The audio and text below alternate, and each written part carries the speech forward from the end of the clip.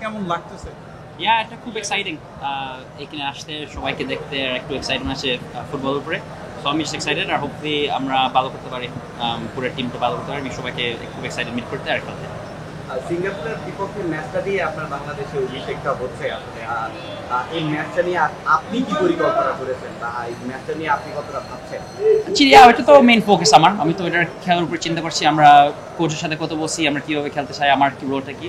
So এটার জন্য just excited শুরু করতে, ট্রেনিংও করতে। আমরা 2-3 হয়েছে যে ট্রেন করি নাই ট্রাভেলের জন্য। সো জাস্ট এক্সাইটেড টিমের সাথে ট্রাভেল করতে, সবার সাথে মিট করতে আর খেলাতে ভালো করতে। আপনি যে পজিশনে খেলবেন সেই পজিশনে বলা যায় যে বাংলাদেশের সবসময় একটা গুরুত্বপূর্ণ পজিশন, বিশেষ করে তো এখানে আসলে তাদের সাথে যুক্ত হয়ে সবকিছু হলে কেমন হবে আসলে, প্রত্যাশা কি সবকিছু? হোপফুলি ভালো হবে আমাদের। আমি জানি যে টিমটা খুব ভালো, প্লেয়ারগুলো খুব ভালো। সো আমি এদের এক্সাইটেড ওদের সাথে ওয়ার্ক করতে আর হোপফুলি হেল্প করতে, আর হোপফুলি আমরা সবাই ভালো। হামজা যুক্ত হয়েছে সবকিছু। ওকে, থ্যাংক ইউ।